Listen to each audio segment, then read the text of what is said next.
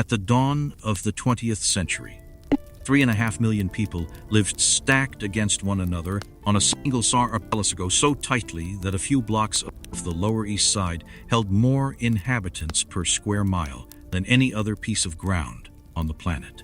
On one avenue, an electrified mansion glittered with crystal and ran on the labor of a dozen live-in servants. 2 streetcar stops away, 5 human beings shared a single windowless bedroom and 1 cold water sink for the entire building. This was New York City in 1900, 2 years after its 5 boroughs had been welded into a single municipality, and the most extreme urban experiment the world had seen. What follows is a reconstruction, built with artificial intelligence on the foundation of census records, sanitary reports, photographs, and contemporary testimony. If documentaries like this interest you, consider subscribing to the channel History Reconstruction and leaving a like so that more lost domestic interiors can be brought back to view. The city itself had only just become the city. On the 1st of January, 1898, Manhattan, the Bronx, Brooklyn, Queens, and Staten Island were consolidated under a single charter, creating overnight what was, after London, the second largest urban concentration on Earth. By the federal census of 1900, the new municipality counted roughly 3,400,000 inhabitants, of whom more than 1.5 million were crowded onto the long, slim wedge of Manhattan alone. Steam-powered elevated trains rumbled along 2nd, 3rd, 6th, and 9th Avenues on iron viaducts that darkened the streets below. Their electrification had only just begun and would not be completed until around 1904. Beneath Broadway, ground had then been broken in March of 1900 on the first underground line of the Interborough Rapid Transit Company, a tunnel that would not open to passengers until October of 1904. On Broadway itself, electric arc lights had begun to outline the theaters of the entertainment district, the prelude, a nickname that a newspaper headline would coin 2 years later. The new city absorbed immigrants at a pace no metropolis had ever sustained. The Federal Immigration Station on Ellis Island reopened in its new fireproof brick buildings in December of 1900, processed an average of nearly 2,000 arrivals every working day, the great majority of them from southern Italy, from the Russian Empire and Austrian Galicia, from Ireland, and from the lands of the Habsburg crown. Most of them went no farther than the streets, a short walk from the East River piers. There they entered the world of the tenement. The tenement was the standard dwelling of the New York working class. More than 2/3 of all New Yorkers lived in one. The typical structure was a narrow brick block of 5 or 6 stories, 25 feet wide and roughly 90 feet deep, raised on a city lot designed for a single private row house and now stuffed with as many as 20 or 24 apartments. Inside, the layout was the so-called railroad flat. 3 or 4 small rooms strung in a single line, one opening directly onto the next without any corridor, like the cars of a passenger train. Only the room at the front, facing the street, and the room at the back received any window on the outside world. The rooms in between were interior chambers, lit by day by whatever pale shaft of light could be borrowed from the adjacent room, and at night by a kerosene lamp or a single gas jet on the wall. The Tenement House Act of 1879, the so-called Old Law, had attempted to address the worst of the airlessness. It required that every habitable room have a window opening to outside air and limited new construction to 65% of the lot. The unintended consequence was the dumbbell tenement, a design that won a magazine competition in 1878 and dominated working-class construction for the next 2 decades. By indenting each side of the building at the midpoint, the dumbbell created, between itself and its neighbor, a narrow air shaft that satisfied the legal requirement of a window onto open air. In practice, the shaft was a chimney of darkness only a few feet wide, into which residents tipped their refuse, down which fires roared from floor to floor, and through which the breath and conversation of strangers passed without any privacy at all. The light reaching the interior rooms remained negligible. Inside such a building, on any morning in 1900, the tenement household was already at work long before dawn. A single cold water tap in the kitchen supplied the entire apartment. Water had to be heated on the kitchen stove for any use beyond drinking. That stove, a cast iron range fed with coal carried up 4 or 5 flights from a cellar bin, was the only reliable source of heat in winter and the only cooking surface for as many as 10 people. Beside it stood the wooden icebox, an insulated chest into which a block of ice, cut from upstate lakes the previous winter and stored in sawdust, was hoisted by an iceman who climbed the stairs daily in the warm months. The toilet was not in the apartment. In the older buildings, it stood in the rear yard, a row of wooden water closets shared by 4 families or more. In the dumbbell tenements, it was usually moved indoors to the landing, a single flush water closet serving the apartments on that floor. There was no bathtub. Bathing meant heating water on the stove, pouring it into a galvanized tub set on the kitchen floor, and washing in turn from oldest to youngest, often in the same water. Laundry was the great labor of the week. Sheets and shirts were boiled in a copper or zinc tub on the stove, with bar soap and washing soda scrubbed against a corrugated washboard, rinsed in cold water from the same single tap, wrung by hand, and hauled up through the trapdoor to the tarred roof. On clear days, the rooftops of the Lower East Side became a single continuous field of drying clothes, strung from chimney to chimney on lines that crossed and recrossed the parapets.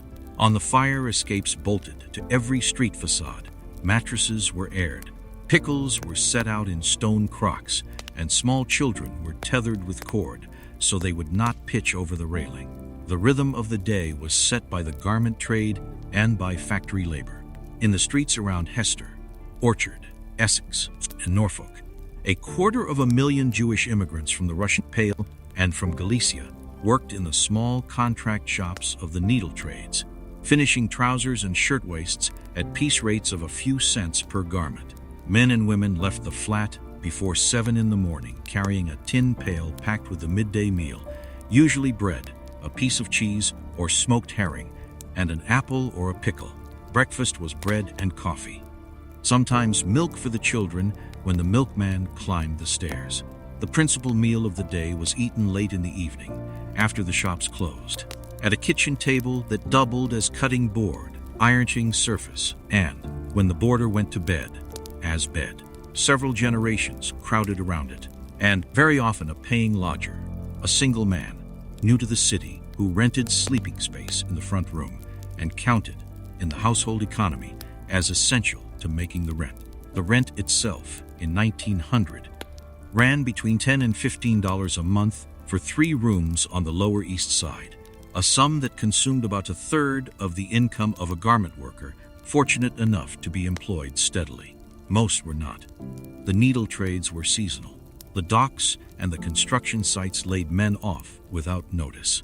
Women took in piecework at the kitchen table in competition with children, including their own. Tuberculosis killed at rates that would now be associated with active war zones. The journalist Jacob Riis, a Danish immigrant who had become a police reporter, had been documenting these blocks for more than a decade. In 1890, using a magnesium flash powder, still so unstable that it set fire to his own clothes on at least one occasion, he had produced the book How the Other Half-Lives, whose photographs gave the comfortable classes of New York their first sustained look at the interior of the tenement. The book had reached the desk of Theodore Roosevelt, then a police commissioner of the city. The 2 men had walked the worst streets together at night. A short ride on the elevated train was enough to cross into a different city without leaving the same island. On the brownstone blocks of the west side above 59th Street, on the older rowhouse streets of Greenwich Village, and across the East River in Brooklyn Heights, Park Slope, and Clinton Hill, the middle classes lived in narrow 4-story houses of brick or stone, 3 windows wide, set shoulder to shoulder along tree-lined streets. The brownstone proper, faced with a soft chocolate-colored sandstone from the Connecticut River Valley, had been the favored material of New York respectability since the 1840s. In the older streets near Washington Square, the houses were already half a century old, and the soft stone of their stoops had begun to flake under the weather. Inside such a house, the layout assumed a permanent household staff. A high stoop led from the sidewalk into a vestibule and a long entrance hall on the parlor floor. The two front rooms of that floor, separated by sliding wooden doors, formed the formal reception suite. The front parlor for receiving visitors, the back parlor for family use, the two thrown together for evening entertainments. The ceilings rose 12 feet and more, decorated with plaster medallions from which gas chandeliers hung, the brass arms ending in glass globes that burned coal gas piped from the municipal works. Although in the wealthier houses electric wiring had already begun to be threaded discreetly into the existing fixtures. On the second story lay the master bedroom and the family bathroom. In 1900, a great novelty. A porcelain tub on iron claw feet, a marble-top washstand with hot and cold running water from a copper boiler, and a flush water closet in its own enclosed alcove. Above were the children's rooms, and, under the roof, 2 or 3 small rooms for the live-in domestic workers. The kitchen of the brownstone was not on the parlor floor, but in the basement, half below grade, served by a coal range, a deep stone sink, and a dumbwaiter that hoisted dishes up to the dining room on the floor above. The dining room itself, at the back of the parlor level, was set for the late midday Sunday dinner, on which middle-class American respectability rested.